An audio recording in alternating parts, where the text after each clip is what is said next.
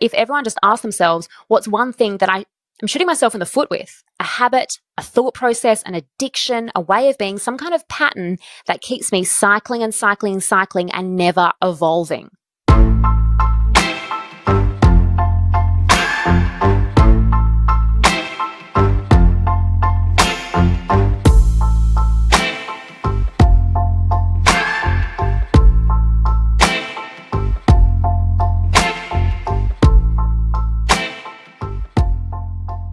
Get ready, guys. This is a special episode. Elise Carr is a sacred guidance coach. She also is the host of the Sacred Guidance with Stella Muse podcast. And if you don't know what sacred guidance is, don't worry. You will by the end of this episode. Talking with Elise, I felt like I was being coached in a really gentle, nurturing, and authentic way by a friend who has known me forever. It's actually kind of spooky, but this conversation was exactly what I needed, and I'm hoping that it's what you need as well. One of the main things that we talk about in this interview is how to let go of habits and behaviors that are no longer serving ourselves and our higher true purpose. We also talk about how to bring our emotional body, our physical body, and our mental body into alignment and into harmony. So if any one of those aspects of our life is out of balance, then there's going to be more struggle and more friction. So how to bring all that into alignment. Of course, we talk about love. We talk about love as selfless service. And fundamentally, this whole episode is about love, and it's about self-love, and it's about bringing peace to your life. And all of this falls under the umbrella of love.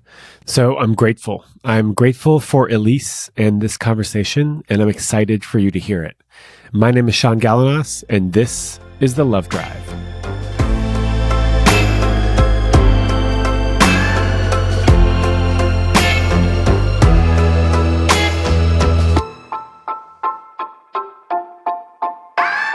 Could you please introduce yourself? I'm Elise Carr, and my baby, my soul, I suppose, is connected to Stella Muse, and that's my platform, and that's where I offer my sacred guidance and tantra and healing components. And it's these, I guess, doorways that I use to be of assistance and service in the world. It's not just really my work; it's more than a career. It's actually my way of life, and I feel if we're on this path, whether you call that a spiritual path or a conscious path or whatever it is, towards awakening, that anything we gain along the way, the wisdom, the experience, we should share. What is sacred guidance? Sacred guidance essentially is like psychology for the soul. So unlike orthodox or traditional psychology, which is very much cognitive and mind-based, I take an esoteric psychology approach, which means I look at the whole of the being. So we look at the physical body, we look at the emotional body, which in hippie la spiritual land is called the astral body. We look at the mind, and then we look at consciousness. This is the science of the soul, essentially. So while orthodox psychology is yet to acknowledge we have a soul, even though they're getting closer to it, there's a lot of kind of gray areas and hunting around knowing there's more to us than just this meat suit. So I take that integrated, holistic approach when I do my sacred guidance sessions. I'm feeling like I'm kind of going through the mud right now. And it's funny because the recent therapy session that I had is bringing stuff up that I had dealt with 10 years ago with my other therapist. And I was sort of beating myself up today going, how come you haven't dealt with this yet? But you might not have had the tools 10 years ago. Oh, it definitely didn't have the tools. Imagine the emotional intelligence you've created, the life experience you've had, just having a different connection to consciousness and life and knowing yourself better. I find that's the challenge. The more we actually know our true selves, not the self we project and put out there on social media, our true self, the better we can do the work. So 10 years on from when you had that last session or, sessions with that last practitioner, therapist, to now, you are actually a different person. Probably perhaps more ready than ever to do the work. And if you've got someone who can really join you on that journey and support you and guide you in that darkness, they're like the light bearer in the darkness. That's how I see my role as well. If someone can authentically hold that space and do that job and guide you through it to out, into the light again, you've got a great pair. You've got a great match. And I think it can then be very powerful work, actually transformational work, which is what we want. I mean, one of the reasons why I've decided to stay in Montreal is because of this relationship with my therapist. You know, it's a beautiful relationship. Wow. There you go. It's a testament to how powerful it can be. Yeah, it's interesting. You said something about doing the work.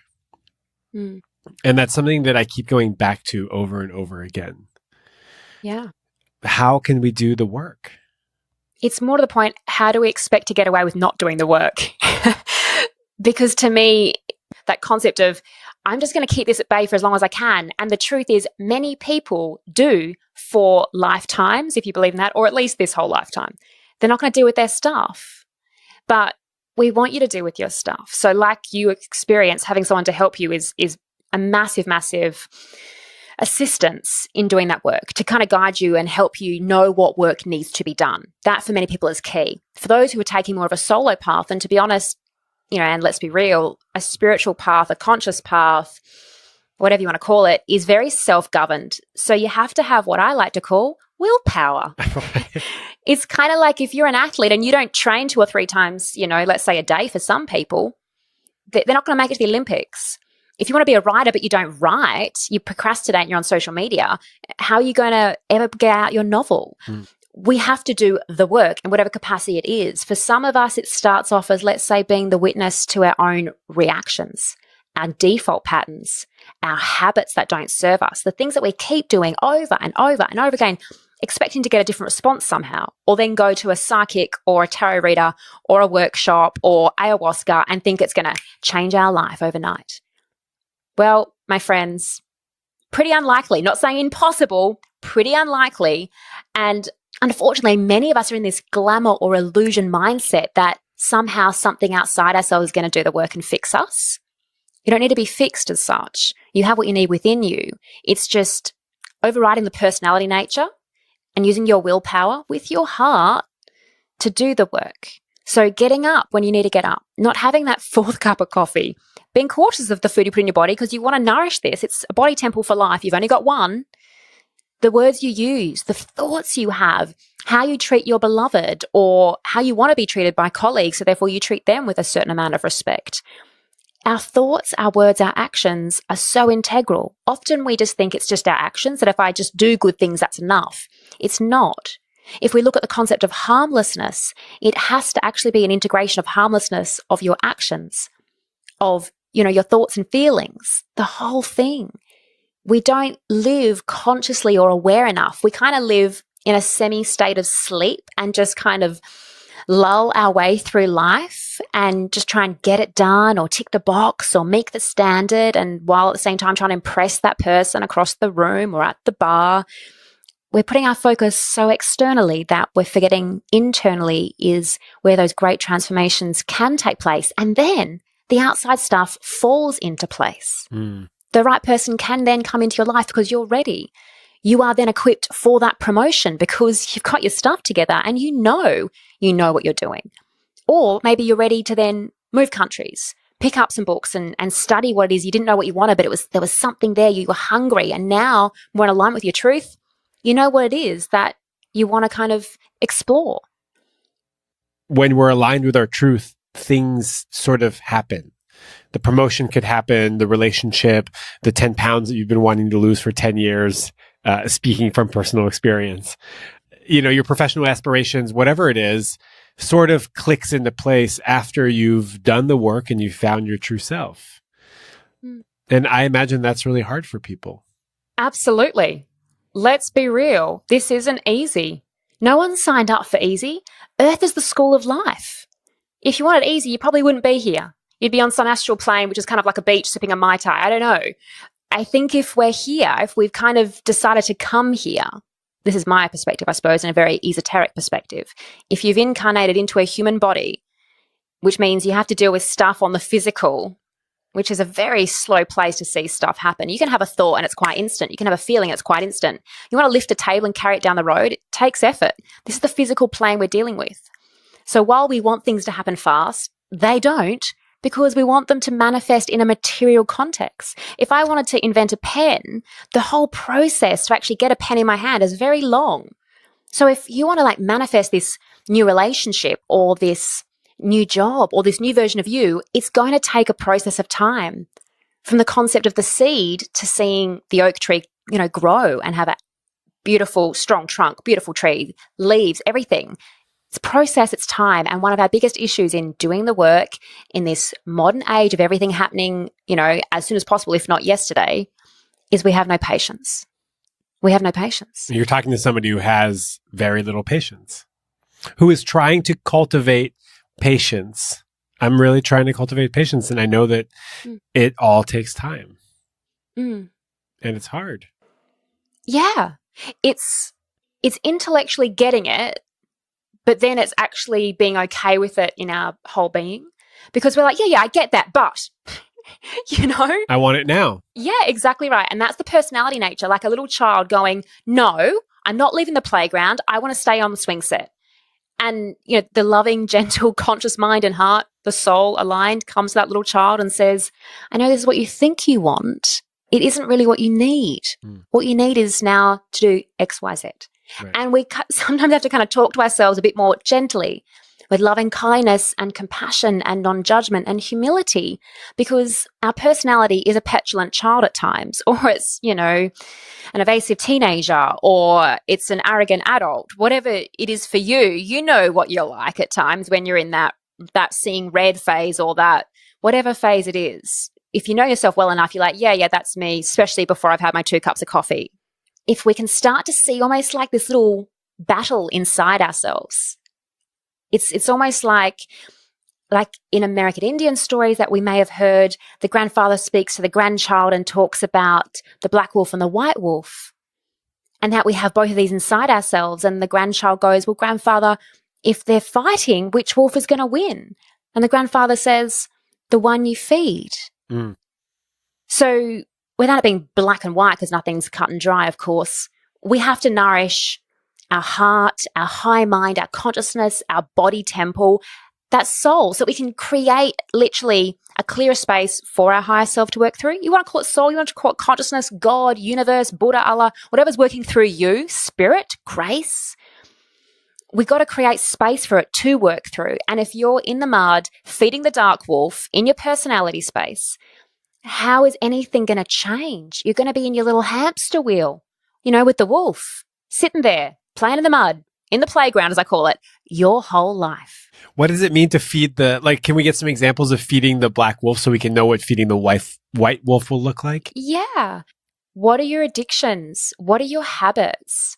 Do you find yourself spending money online all the time and you don't need more stuff, but somehow new shiny stuff comes up on Instagram, on social media, in a catalog you've subscribed to, and you've got to have it, got to have it, got to have it?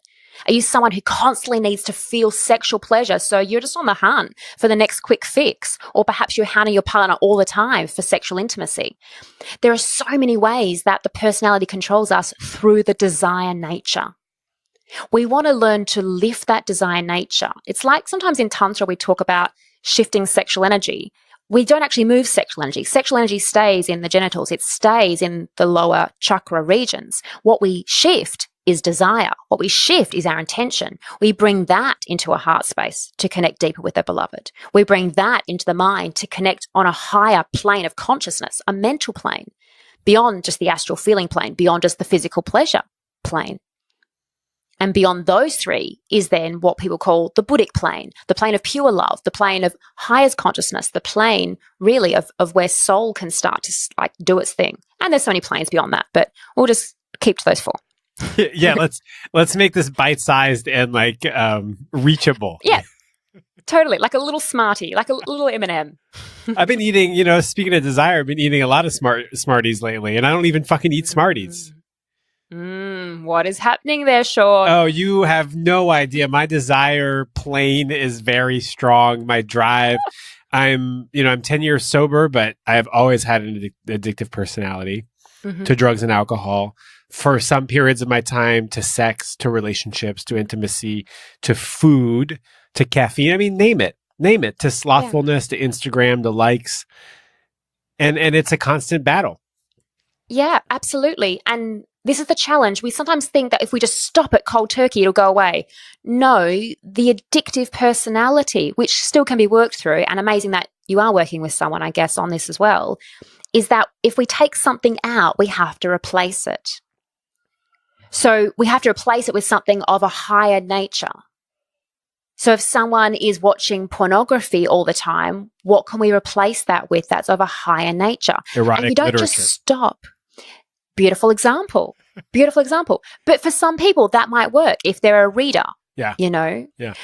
The main thing is also to be aware of knowing, at least consciously, that you're doing harm to yourself and at times also harm to others. And sometimes we can take that door with people if they don't realize they are harming themselves. They're harming their heart and their emotions. They're harming their astral body. They're harming their mind. They're harming their physical body. And I know all of this, though. Yeah, consciously, like I said. When I'm sad and I go and I know I'm going to go eat a box of Smarties, and I know, which for people in America, that they're like M&Ms, but with a thicker candy shell, I think, right? Yeah. That's how I would describe them. I know that it's not good for me, and I know that it's a tactic to escape the feelings that I'm having, but I do it anyways. Why are the Smarties or the M&Ms or the candy in your reach?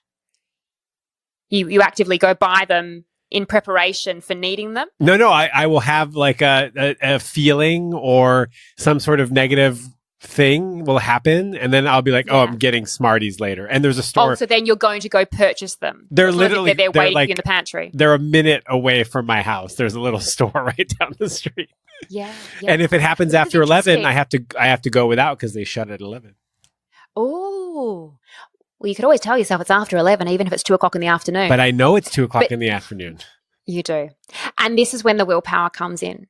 This is that cultivation of learning mind control, what we talk about in martial arts, in Buddhist studies, in the esoteric path. Everything essentially has to come down if we're going to override a desire nature like that or addiction. And congratulations, may I say, for 10 years sober. That's incredible. Yes, thank you. We have to use our willpower. It's kind of going up the next level, which means, you intellectually have to tell yourself, not only do I not need this, I actually don't want it. My personality wants it.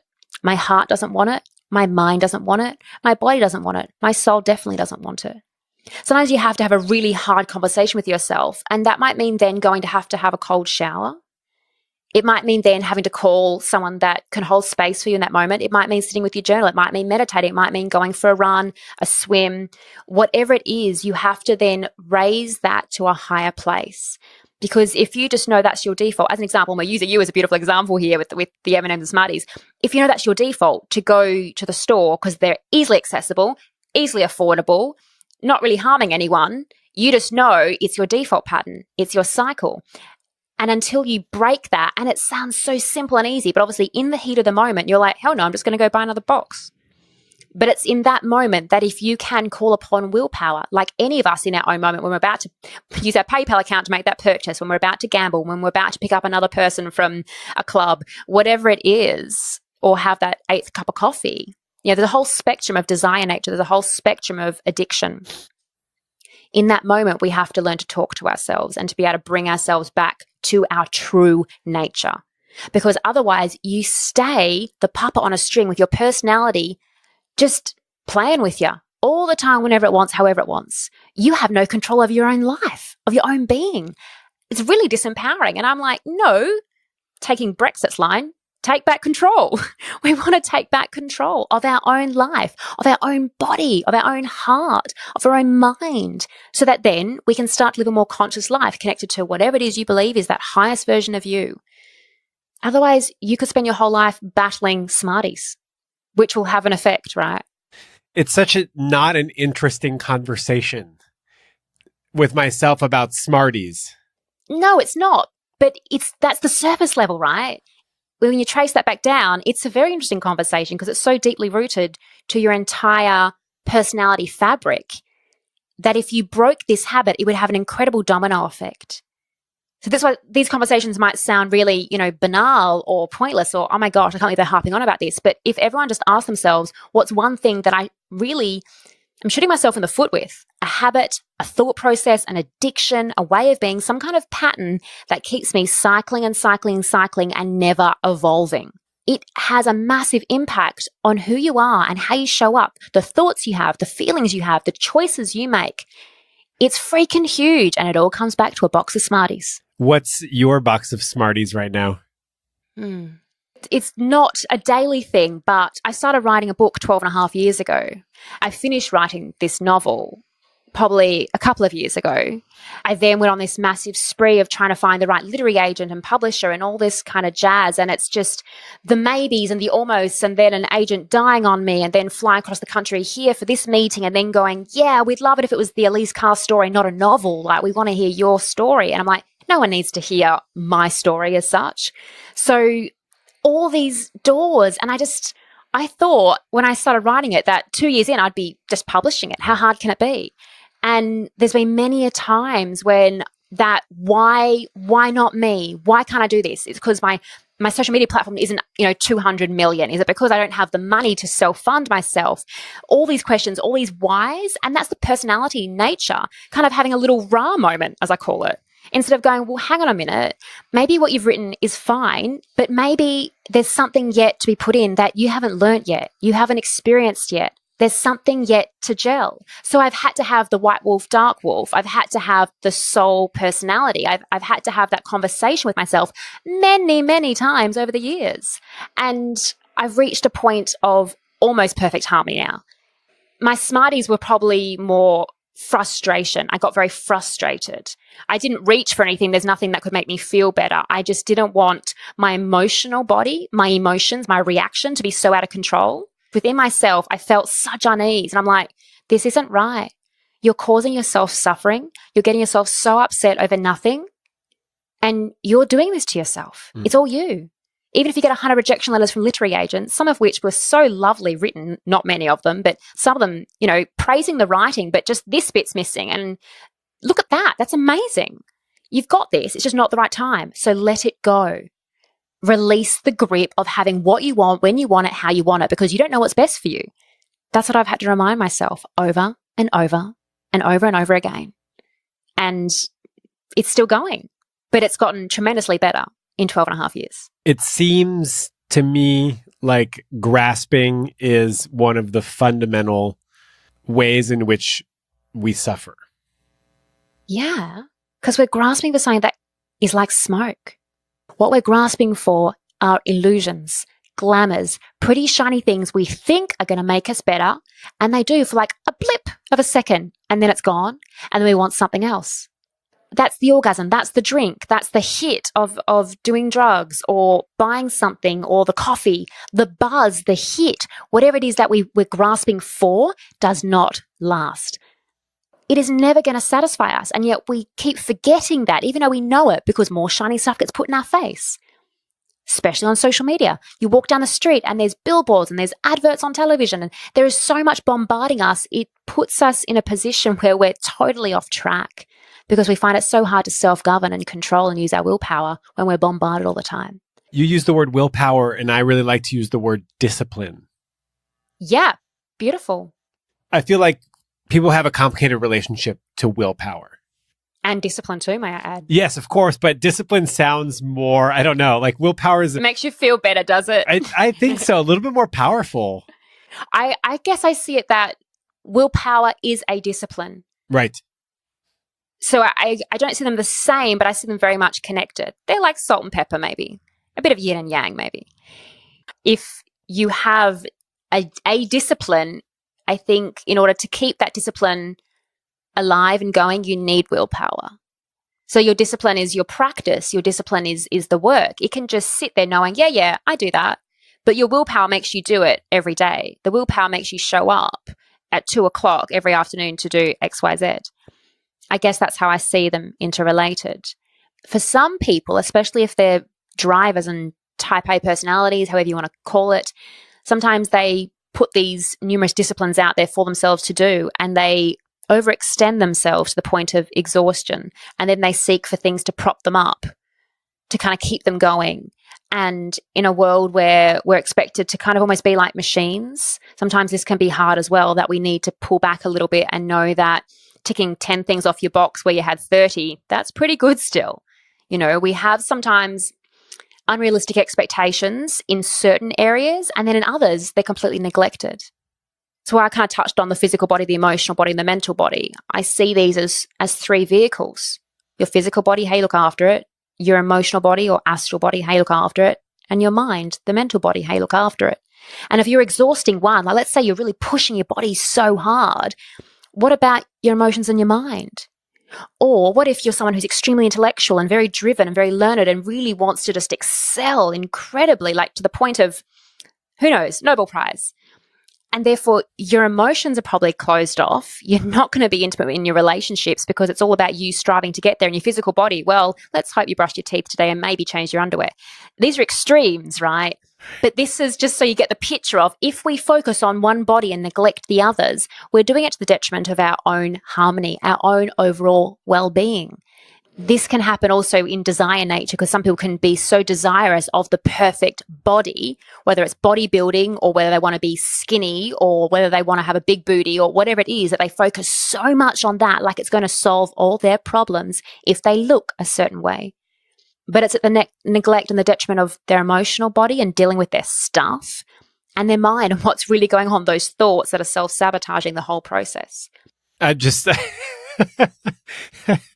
You're literally talking to me. It's just beautiful. I literally have nothing to say. I was just so happy to just go and listen.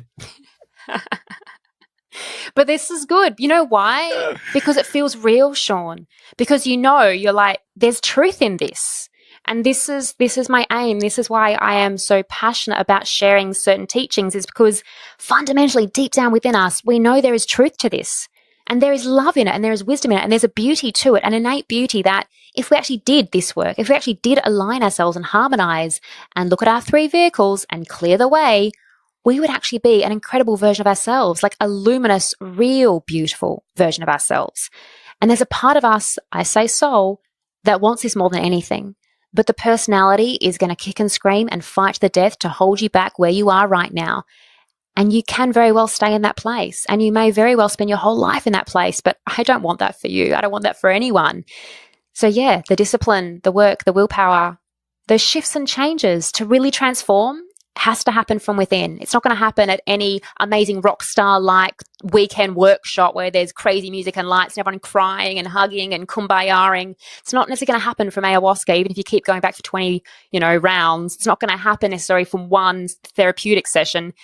None of these quick fixes are enough.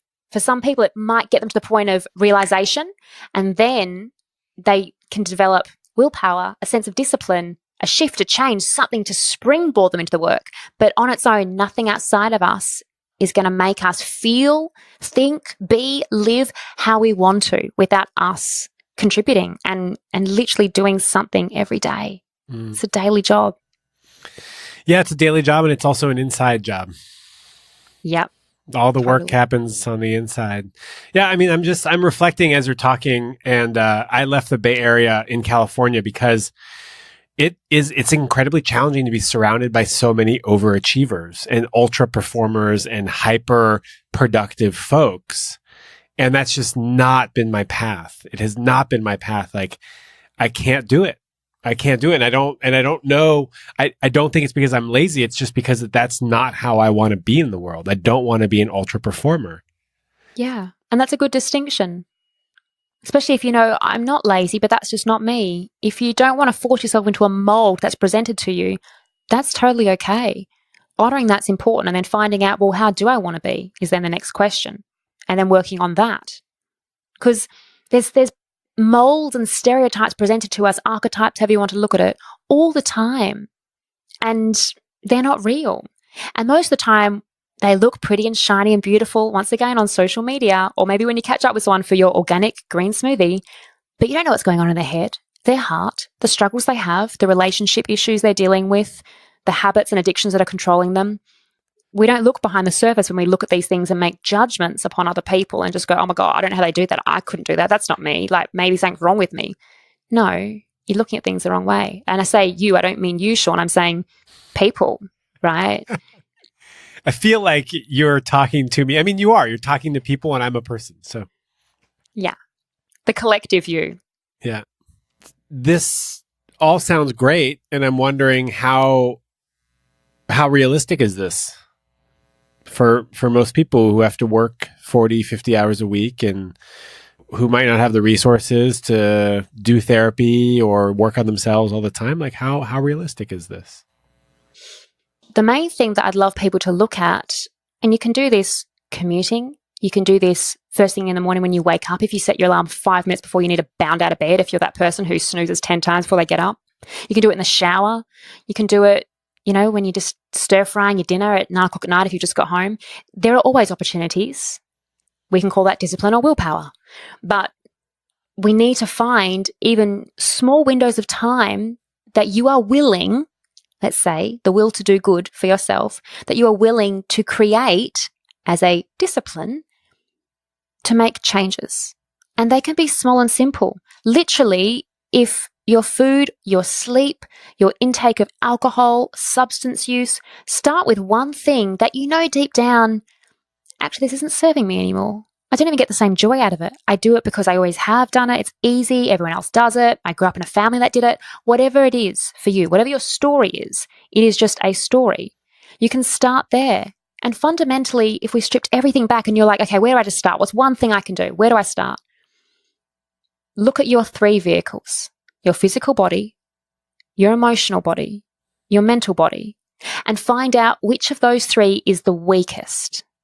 Meaning, which one do you ignore, neglect, or find the hardest to work with? And start there. What is the challenge? What's your default reaction or pattern? What are you doing that doesn't serve you? What's one tiny small change you are willing to make to help that come into more harmony with your other 2 vehicles? And if you're like, oh my gosh, starting in the hardest place possible, too much, then start with what you think is your strongest vehicle and see if you are overemphasizing it, if you are pretty much putting all your attention and focus on that, and how you can slightly pull back to bring it into alignment. Like, let's say you go into the gym 2 hours a day to train to get this perfect body, but at the same time, you're also trying to study and get through a course and you haven't picked up a book in the last couple of weeks. Just be aware. This is awareness. It's called being the witness, we say. I want you to witness your patterns, your cycles, your habits, your thoughts, your feelings, your actions. Super simple, yet super complex. Pick one. It's an incredible opportunity to create the change that you've always wanted, but for whatever reason, haven't had the tools, haven't had the will to do it, haven't had enough desire nature high enough in your heart or mind to do it, haven't had someone to guide you. We live in a world where there's so much actually at our fingertips to guide us if we find the right tools. Your podcast, my podcast, people's articles, there are shows on YouTube that actually have some truth and substance. You might have to mine and find your way there because some people talk a big game. Some people talk a lot of glamour and illusion. Find what really resonates with you. Start there. It is nice to have inspiration or aspiration or some kind of guidance, someone who you can go, okay, they're talking something real here. They must have done it. They must know something. Maybe I can learn something from them. There's no weakness in that. That's actually taking initiative to go, okay, I remind myself in a humble way, I'm always a student. Even if you're a master of something, we're always students. We're always here to learn. So what can I learn right now to help me help myself?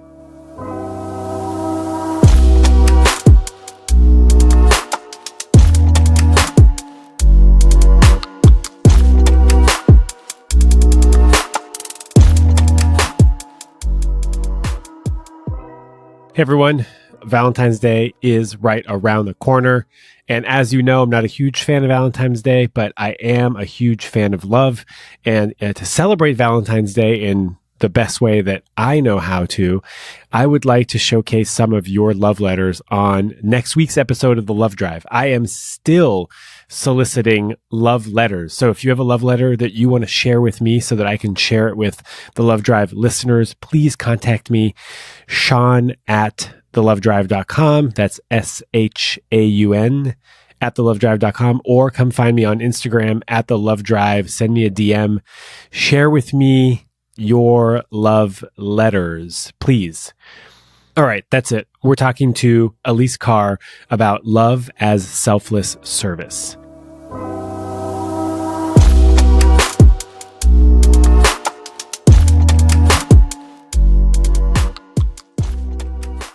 It's not about you and me and what we want, our little petty needs to make us feel good for a moment. It's about how we can come together. So how you can really come together in a relationship with a beloved and create real love, which, as you and I have had a discussion about, that's not what can you give me and what can I give you? I gave you a massage, you need to give me a massage. With an expectation. It's selfless service. It's the will to do good. That's the foundation of love, to then go to selfless service and a giving. That in me giving you something with no expectation, I get joy from seeing the joy that brings to you. If we shift our mindset to this in our intimate relationships, with our colleagues, with our clients, with the person we go buy bananas from, let's say, instead of Smarties from down at the grocery store or the market, everything, when we give someone our passport at the airport, the Uber driver, if we shift how we are and how we show up in the world to a we mindset, not you against me, not the dividing, not the walls that patriarchy and the old way of Pisces instilled in us, we would shift our whole experience of life.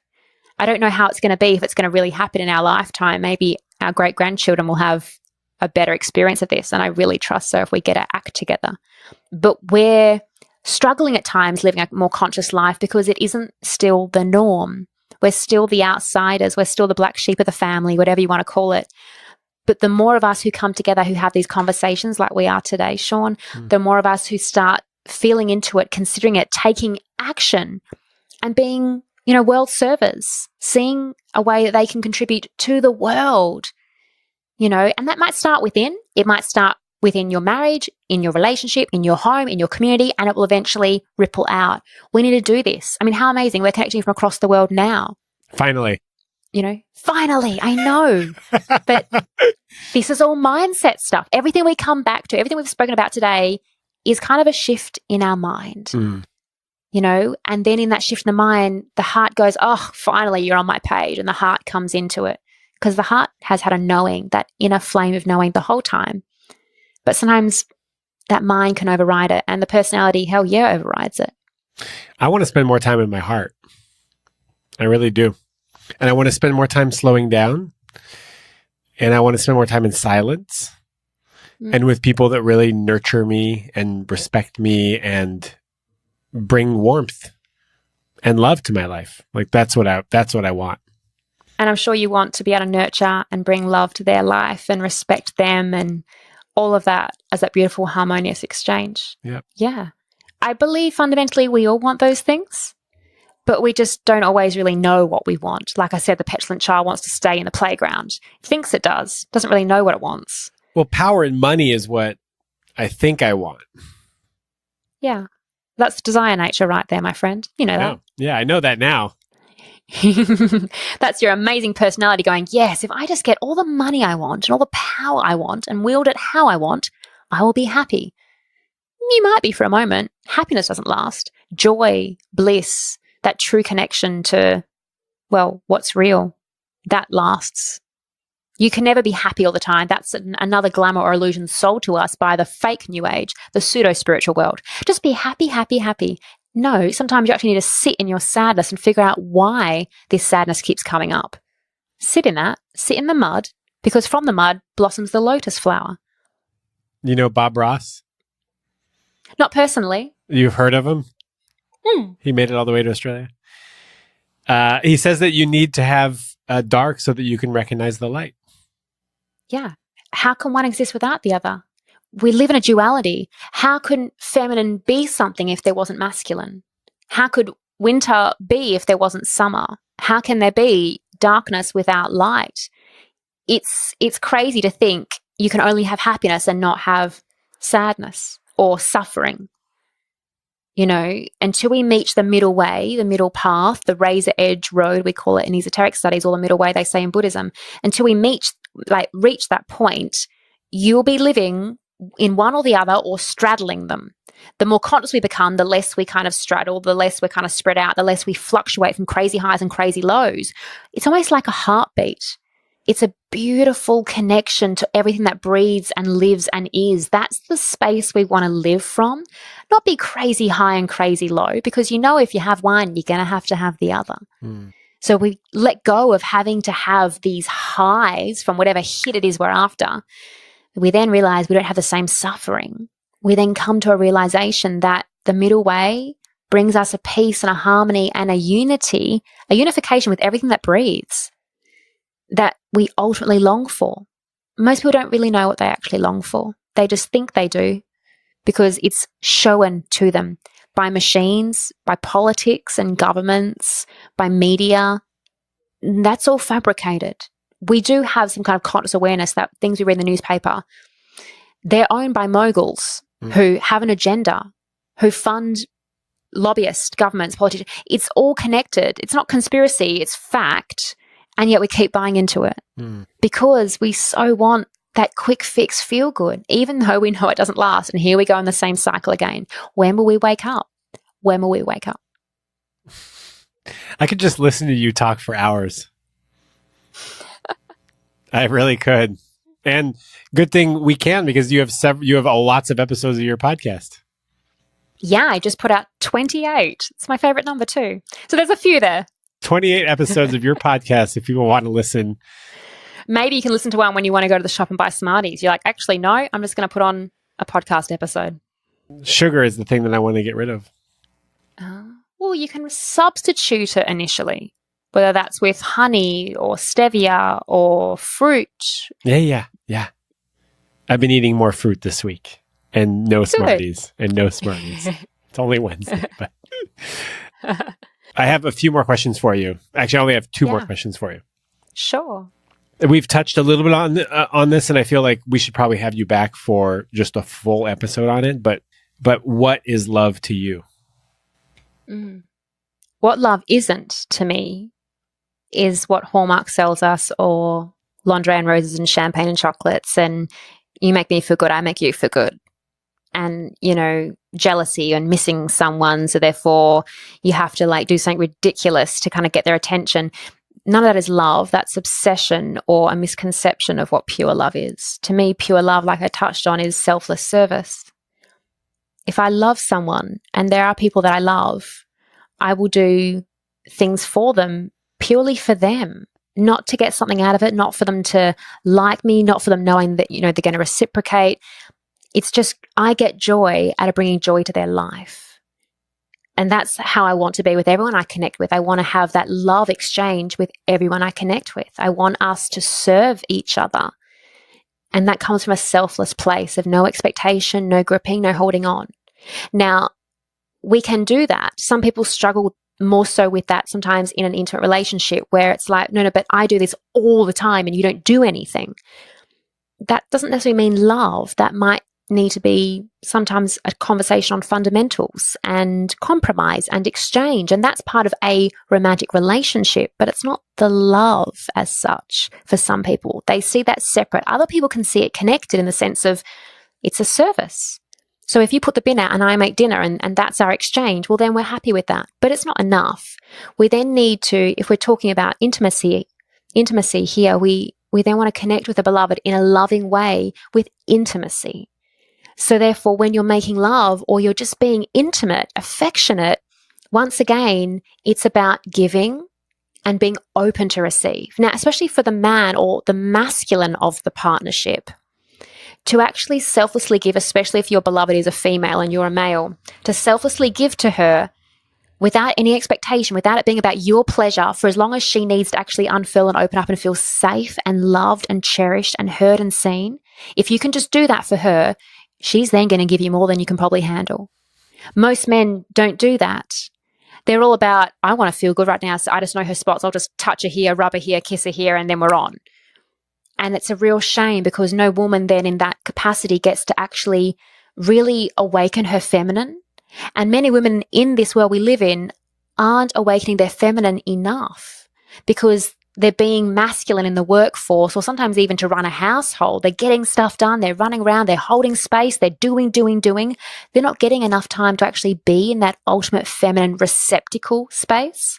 So if a man can actually give that to a woman in an intimate arena, in an intimate, sacred space, it can change the love, the bond, the connection, the intimacy of that relationship. A different respect can come about, a different connection, a heart-based connection, and then ideally we want to work to a connection of soul. So a lot of this is a dance of finding that balance between the masculine and feminine. We say Shakti and Shiva, the goddess and the god, the dark and the light, like the wolves we mentioned, like darkness and light, like summer and winter. We need to find harmony.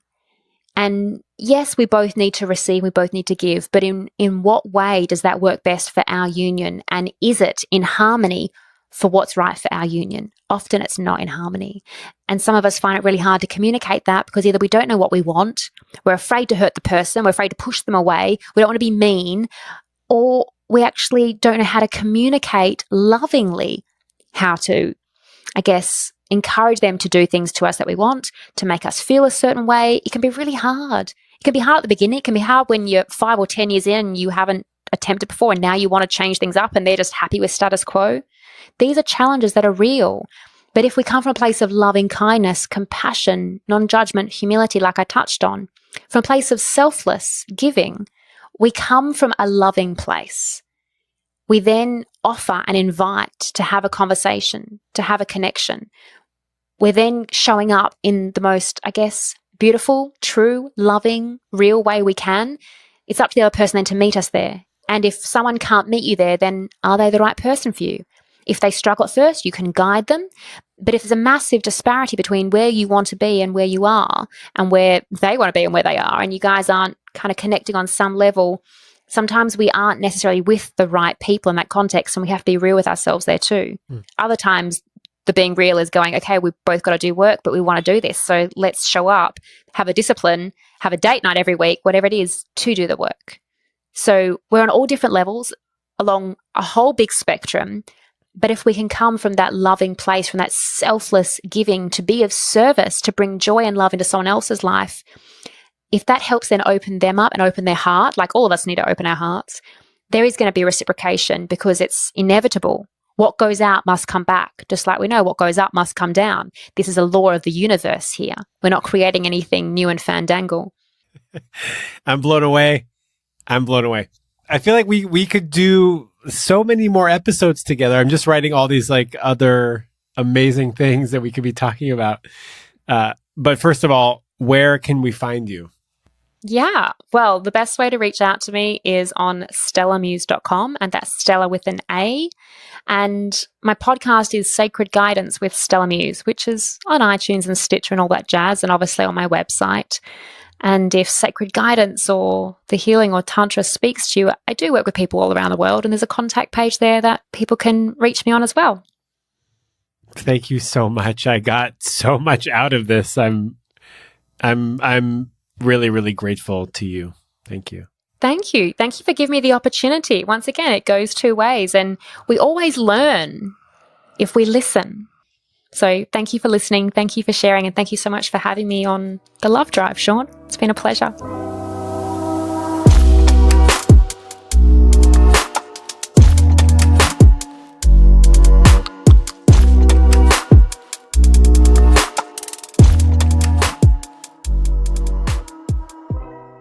All right, my little lovebirds, that is all for today. The Love Drive is produced by me, Sean Galanos, with the help of Guilford Street Studios. If you want detailed show notes, links on how to get in touch with Elise, or more information about me, go to thelovedrive.com.